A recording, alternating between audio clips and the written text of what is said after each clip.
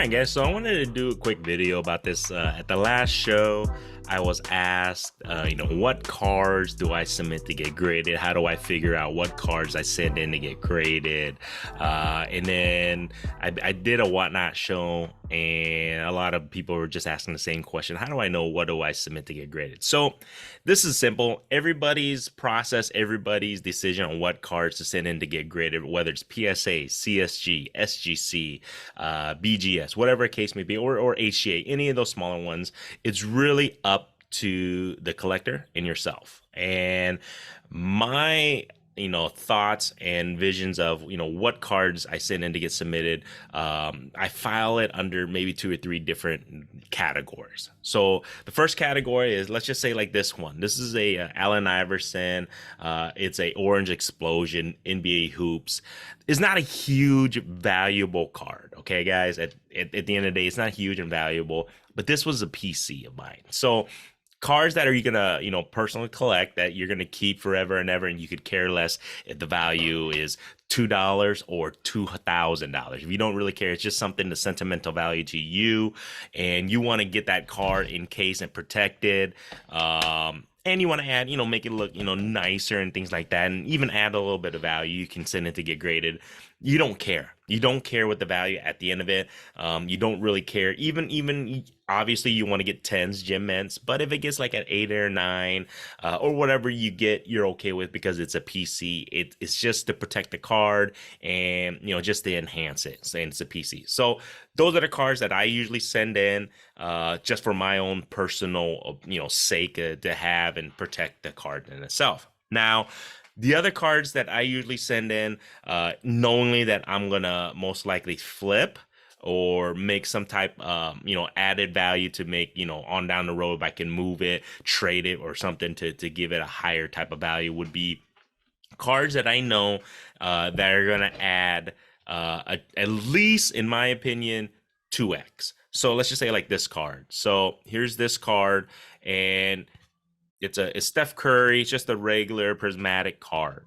Now, when I say 2x, I mean in regards to 2x of the grading fee and the card cost. So let's just say I bought this card for $5. So that's $5 in, and then grading cost is currently around like $19 if you go to PSA, or plus the shipping and everything. So it's about 20 bucks. Let's just put it at about $20. So you're looking at $25. If this card can gem mint, this is my thoughts. If it gem mints at 10, it's got to be at least 2 times that, I would feel. So it's got to be around the $45 to $50 value. By looking at recent comps and everything, that's how I validate if I'm going to send it in to make a profit. Then I also look at the 9s. If it comes back as a 9, which that would be worst case scenario, I feel. If it comes back on a 9, does it at least value equal to what I paid? At least close to it. So at least the grading fee cost. So if this card, because this is a 10, and let's just say it came back a 9, does it equal $20, $20, $25, whatever I put into it?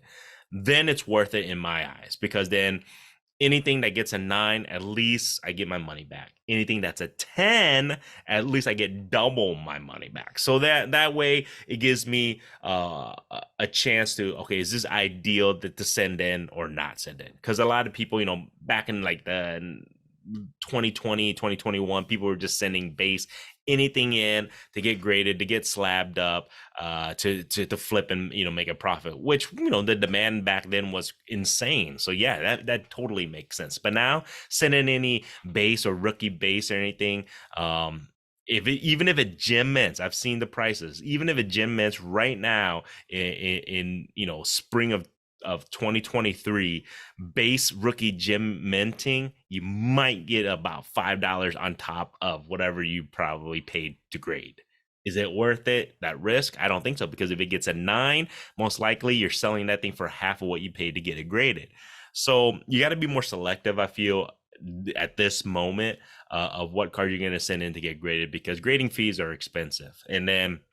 And I'm just talking about PSA. So if you were to send a CSG, which is most likely the most, I guess you say, economically especially if you're a member there, because this is around like $10, $11 if you do it in bulk. The card still has the gem meant for you to even be able to sell it for closer to $20. I feel like, because their value is not that high. So that's you got to look, you got to value those things. You got to look at what, like I said, be selective and what cards you're sending in. And my rule of thumb, it should at least double the grading fee cost. So grading fees currently, like I said, PSA is at $20. So if it has a gem mint, it better gem mint, and at least comping should be close to double that price. That's my, at least my train of thought. And then, like I said, the second tier, it has to be around a 9. And if it's around a 9, then like I was just saying, it should give you back your money. Now you're gonna get hits and losses. You guys see my videos. I've had 7s or 6s here and there, and those are the rarities. It does happen. There might be some defect that you don't see in the card or whatever the case may be. So you got to be real selective, and that's the biggest thing. And that's why I was telling you guys in previous videos that you got to look at the cards on the surface issues, the corners. Use a magnifying glass and a light just to skim it for maybe a couple seconds before you really commit to submitting that one in. 30 seconds of doing that per card, or even 20 seconds of doing that per card, could get you a 9 or a 10, and you're like, okay, it's worth the risk to send in to get graded. So that's my thoughts on those. And then, like I said, those are the 2 criteria. One, obviously, if you're going to PC it, it shouldn't matter how much it costs. I mean, it doesn't matter what the value is after, because that's something that you planning on keeping. It has sentimental value to you. And then once, like I said, if you're going to flip and you try and make a little bit of profit so you can, increase your PCs, then like I said, if it gem mints, bare minimum, it better, at least give you double your money back value of your grading fee. And then on top of that, you got to look at the 9. So you got to look at if it gets a 9 or a 9.5, does it give you at least as close as possible to what you invested in that card? So, and then keep in mind, some of these guys, these are are possibly future, thinking that these guys are going to be great on down the future. So that would be my 3rd tier.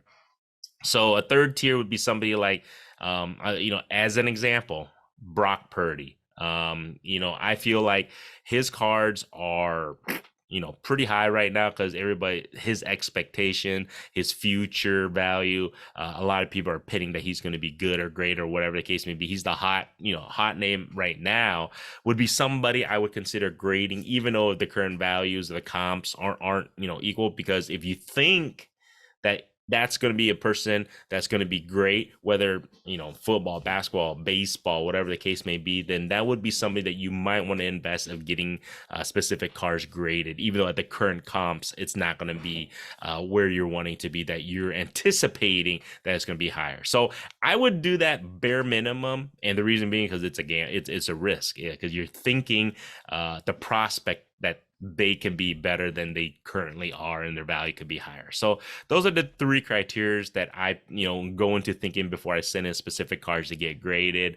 One is it's a PC, don't care value, go ahead, send it in, get graded. You just want it to look nice, get it protected, things like that. 2, if you're looking to to flip it or whatever, it better, like I said, gem mint better bring at least double the grading fee cost, and a 9 better give you at least your grading fee cost. It should comp around that point. And then the 3rd one is potential prospects that you feel in the next season, next year, or whatever the case may be, that they're going to be an amazing player, star, athlete, whatever the case is, that their value is going to increase. And right now, I would say 50%, I get submitted, are going to be PC'd.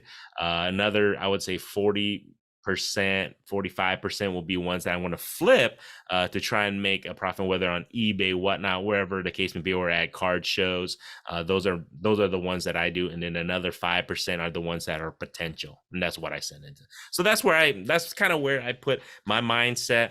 right or wrong, that's what has been working for me, and hopefully it will continue working for me. But like I said, it's a volatile industry. Things change. Remember 2 3 years ago, you can send in all the base, it made sense. It didn't matter, that car can be worth $1, but if you got it graded, it was all of a sudden worth $80. It's not that case anymore. So you have to be able to be fluid and be able to change your mindset, what cars to invest in, or not even invest, just to put your money into, to see what you're going to end up doing with that. So that's just my thoughts on the current grading status and what I do, and my process on and my mindset on that. Like I said, next year could change. End of the year it could change. Who knows? So there you guys go. If you guys like this shit, subscribe.